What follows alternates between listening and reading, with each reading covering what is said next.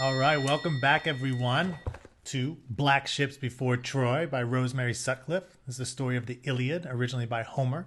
So before we get into chapter 3, just a real quick recap of what happened in chapter 2, which we had, and I put it up on the screen here. You've got Menelaus, the king of Sparta. He gets all the Greek fighting men to come and prepare to sail to Troy to take back Helen. If you remember, Paris had snuck off with Helen, so he is not happy. So he's getting all these guys together and they're ready to fight. Achilles, whose only weakness is in his heel, if you remember, his mom Thetis had dipped him in that river Styx, and just his heel didn't get that protection against everything, so in his little heel right on his foot is the only place that he can really be harmed. Anyways, that Achilles, that strong fighting man, he joins with the Greeks eventually, and he brings along a bunch of ships and his friend Patroclus. So that is the summary from the last chapter, chapter 2.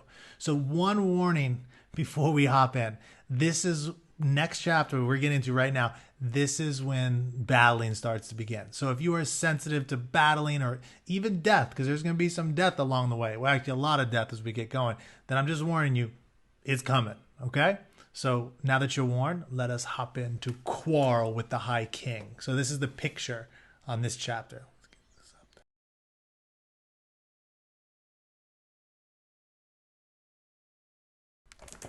All right.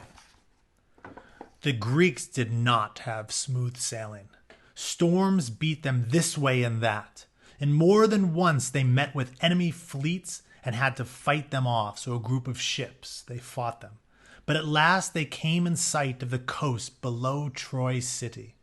Then they made a race of it, the rowers quickening the oar beat, thrusting their ships through the water, each eager to come first to land. So back then they would row those ships really powerfully. The race was won by the ship of Prince Protesilaus. But as the prince sprang ashore, an arrow from among the defenders took him in the throat, and he dropped just about the tide line, the first of the Greeks to come ashore, the first man to die in the long war for Troy.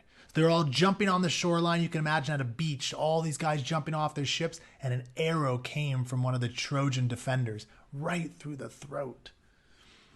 The rest of the Greeks followed after him and quickly drove back the Trojan warriors, who were ill prepared for so great an enemy war host. They were not ready for what the Greeks were bringing. And when that day's sun went down, they, the Greeks, were masters of the coastwise dunes and reed beds and rough grass that fringed the great plain of Troy. So now they stand their ground on the beach, and they are there, the Greeks. They beached their ships and built halls and huts in front of them to live in, so that in a while there was something like a seaport town.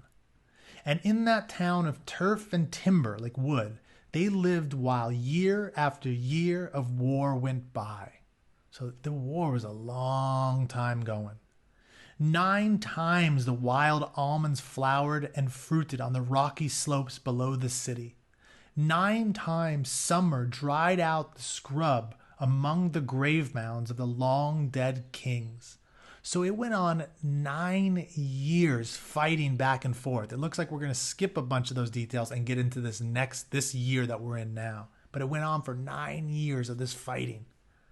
The ship's timbers rotted, and the high, fierce hopes that the Greeks had brought with them grew weary and dull-edged. So, they were super excited, like, we're going to beat everybody. And then the war dragged on for a long time. They knew little of siege warfare. They did not seek to dig trenches around the city, nor to keep watch on the roads by which supplies and fighting men of allied countries might come in. Nor did they try to break down the gates or scale the high walls. So Troy had a bunch of high walls in their buildings that these Greeks did not try to cross over and climb over. And the Trojans, ruled by an old king and a council of old men, remained for the most part within their city walls, or came out to skirmish only a little way outside them. Though Hector, their war leader, and foremost among the king's sons, would have attacked and stormed the Greek camp if he had had his will. So most of the old people in town don't want to fight, so they're just hiding in the town. But they've got such high walls that they can hide in there and they're fine. But there's this guy Hector, who's this strong warrior. He wants to go out there and fight. He's like, why are we hiding in here? Let's go fight. But there were other, lesser cities along the coast that were easier prey. And the men of the black ships raided these and drove off their cattle for food and their horses for the chariots that they had built, and the fairest of their women for slaves. So these little towns along the shore, the Greeks went in, they battled these people, they took all of their food, they took some of their women as slaves. That's what they might do back then if you beat an opponent.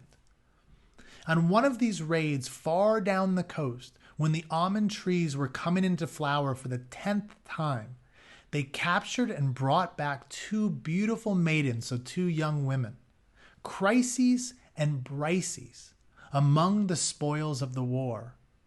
Chryses was given to Agamemnon, who, as you remember, is the high king, and the high king always received the richest of the plunder, while Brises was awarded to Achilles, who had led the raid.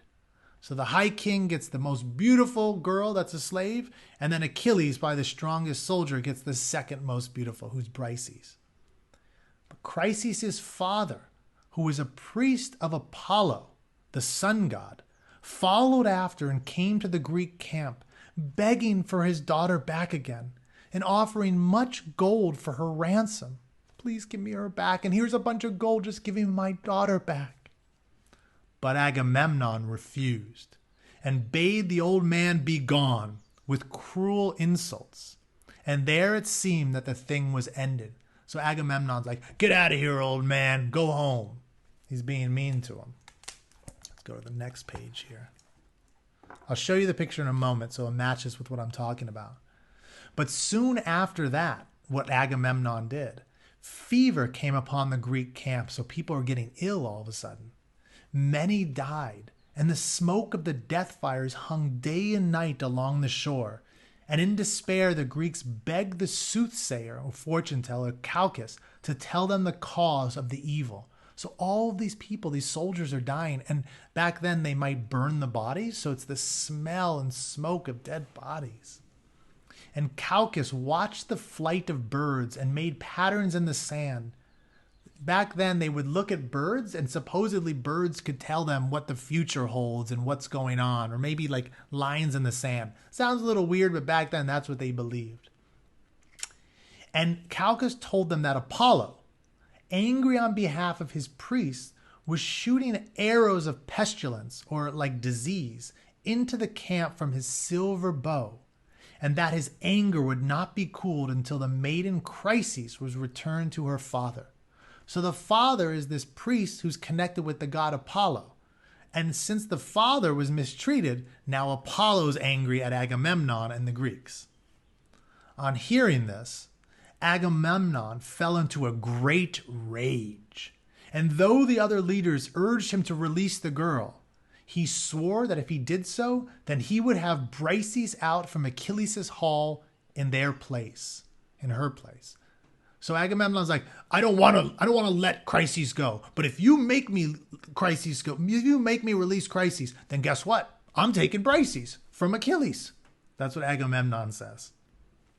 Then Achilles, who had grown to care for Brises, he's like liking this girl now, would have drawn his sword to fight for her.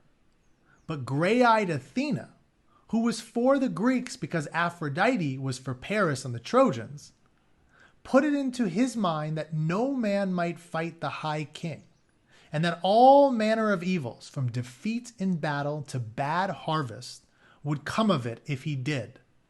So basically, Athena kind of convinced him somehow in his mind, don't do any trouble, because if you do, then all sorts of bad stuff is going to happen. So don't do that.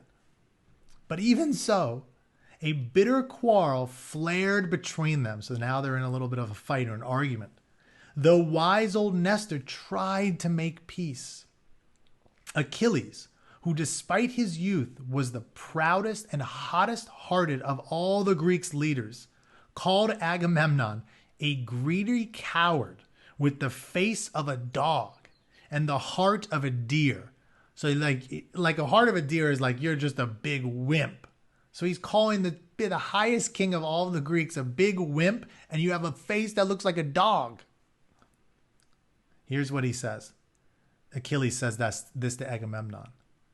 It is small part you play in the fighting, but you take the other men's prizes from them when the fighting is over, robbing them of the reward and the honor that is rightfully theirs? For this one reason, that you have the power to do it, because you are the High King? I am the High King, agreed Agamemnon, his face blackening as though a storm cloud gathered over it. I have the power, even as you say, and let you not forget it. Also, as High King, I have the right, and let you not forget that either. You, who are no more than a prince among other princes. Yikes. The quarrel roared on, despite all that the other leaders could do to stop it. And in the end, it was Achilles who had the final word. Lord Agamemnon, you have dishonored me, and therefore now I swear on all the gods that I will fight for you no more. Nor will I take any part in this struggle against Troy until my honor is made good to me again. And he strode out from the council gathering and went back to his own part of the camp, his own hall and his own black ships, and all the men of his own country with him. So he's like, I'm out of here. I'm not going to battle with you guys anymore. I'm taking all my men, and I'm the strongest fighter, and we're leaving. Then Agamemnon, in his black and silent rage, caused Chryses to be put into one of the ships and cattle with her for a sacrifice to Apollo, and ordered Odysseus to take command of the ship and return the girl to her father. So he's like, Chryses is going home, board the ship, and he also put some cattle on there, which basically is like they would give offerings to the gods. Like, here's some really good tasty meat. Like you can imagine like a really tasty steak from a steakhouse that you like. And they give that meat to this fantasy god. They'll burn it, and supposedly the smell of it goes up to Mount Olympus where the gods are, and they smell it, and they're said, that's good. You gave me some good stuff. You gave me a good sacrifice. So supposedly Agamemnon is doing something for the god Apollo by offering this sacrifice and giving Chryses back, right, to her father. And as soon as the ship had sailed, Agamemnon sent his heralds or messengers to fetch Briseis from Achilles and bring her to his own home. Achilles made no more attempt to resist and stood by as though turned to stone while the girl was led weeping away. So I'm going to show you the picture now. This is Briseis being taken away to Agamemnon's hall.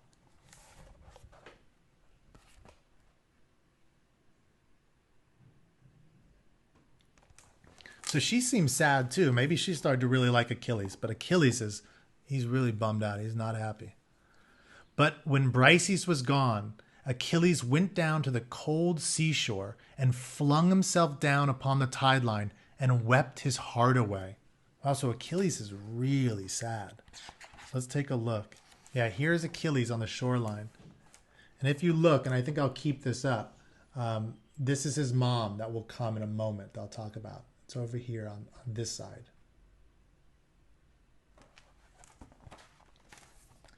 And Achilles' mother, Thetis of the Silver Feet, heard the voice of Achilles' furious grief from her home in the crystal palaces of the sea. So she's a sea nymph. She lives in the sea, right? And she came up through the waters like a sea mist rising, no one seeing her except her son. And she sat down beside him and stroked his hair and his bowed shoulders and said, "What bitter grief is this? Tell me the darkness that is in your heart."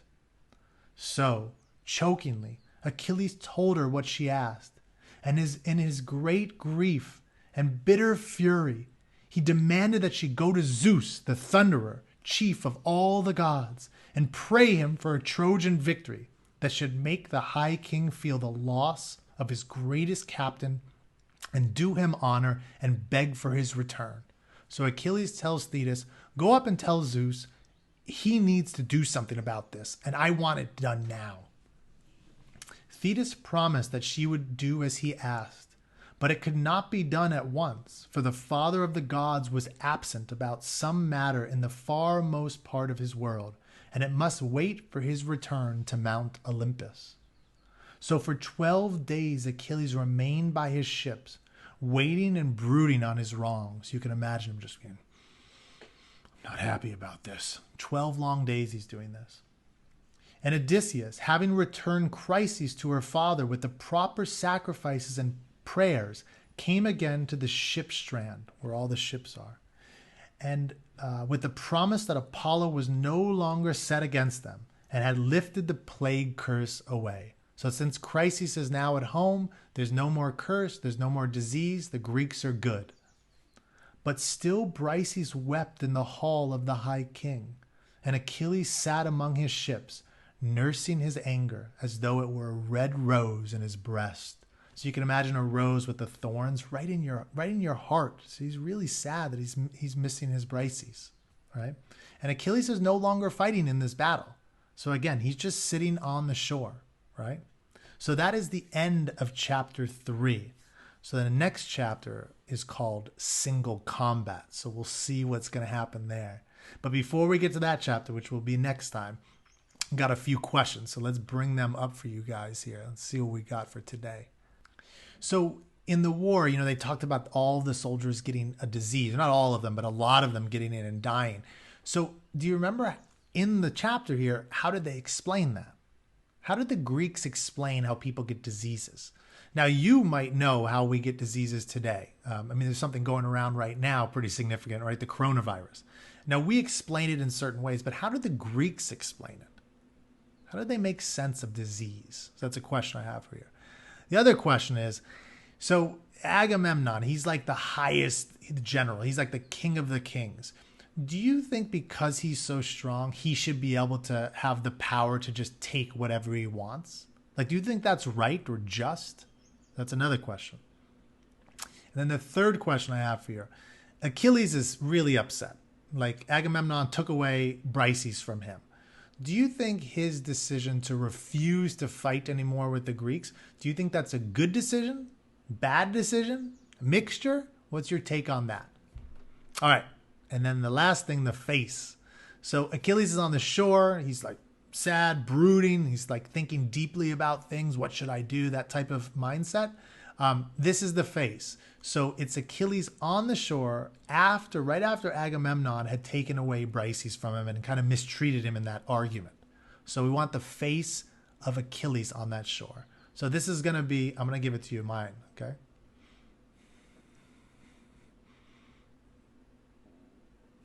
That's my face, all right? So I'm very curious what yours is. All right, cool. So that is it for today. Again, next chapter is going to be Single Combat. So I think there's going to be a real fight going on in the next one. We'll see what happens. Good seeing you, or good talking with you. I'm not really seeing you. And we'll talk again next time. Adios.